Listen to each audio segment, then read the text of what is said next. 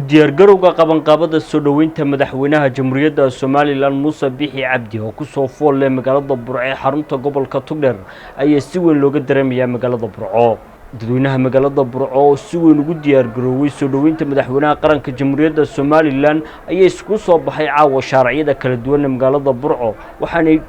sameynayaan bandhigyo iyo fantasiyo ay ku muujinayaan sida ay ugu diyaarka yihiin inay soo dhaweeyaan madaxweynahooda Jamhuuriyadda Soomaaliland Muuse Biixi Cabdi.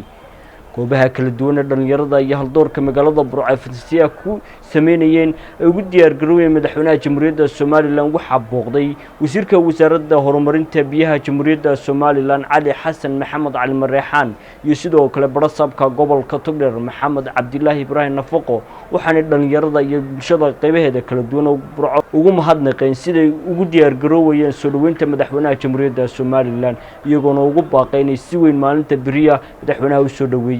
Jamhuuriyadda Soomaaliland ha noolaato Burco ha noolaato Burco gobolka ilbaxnimada waxa berito inoo imanaya madaxweynaha Jamhuuriyadda Soomaaliland waxa la inaga rabaa wixii Burco iyo Togdheer lagu yaqaanay waa madaxweynaha qaranka xisbi gaar ah iyo cid gaar ah toona maaha koofiyadii iyo haybadii qaranku sitaa gobolladuna way tartamayaan Burco laga badiyay la maqlin Burco laga badiyay ma jirto dhammaantiin dadweynaha dhalinyarada aqoon-yahanka u badan ee caawa shucuurtoodii ku muujinaya bartamaha magaalada Burco una diyaara soo dhaweynta madaxweynaha Jamhuuriyadda Soomaaliland Mudane Muuse Biixi Cabdi waxa kamid ah wafdiga ka soo horeeyay madaxweynaha inoo yimi wasiir Cali Mareexaan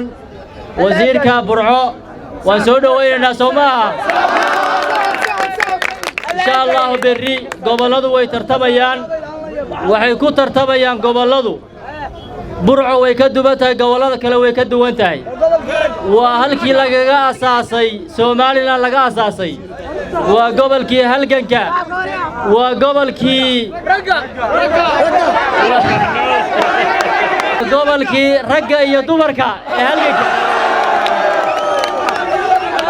waa gobolkii hooyooyinka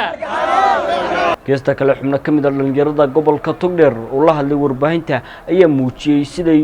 ugu diyaargarooween soo dhaweynta madaxweynaha Jamhuuriyadda Soomaaliland dhammaan bulshooyinaha gobolka Togdheer dhammaan waxaan ugu baaqayaa in madaxweynaha Jamhuuriyadda Soomaaliland Mudane Muuse Biixi Cabdi si ballaaran loo soo dhaweeyo maadaama madaxweynuhu imanayo gobolkiisii maadaama waxaan ku sidii gabadhii loogu soo dhaweeyay si ka sarreeyay loogu soo dhaweeyaa madaxweynaha gobolka aad iyo aad baa looga taageersan yahay boqolkiiba boqol madaxweynaha waxaan leenahay madaxweyne ku soo dhaweey gobolkii Togdheer ku soo dhaweey magaaladii Burco waxaan leenahay madaxweyne ku soo dhaweey gobolkii Togdheer dadku jecel iyo dalku jecel baa leenahay ku soo dhaweey madaxweyne shacabka magaalada Burco waxa ka codsan lahaa inay soo dhaweeyaan madaxweynaha qaranka Jamhuuriyadda Soomaaliland runaantii haday wax qabad noqoto muddadii uu hayay xilka ku soo dhaweyn mayno wuxuu noo qabtan annagu garan mayno madaxweynuhu wax la taaban karo ma hayno waa garoonka rooga ee alamsow dhigay wax kale aanu hayno ma jirto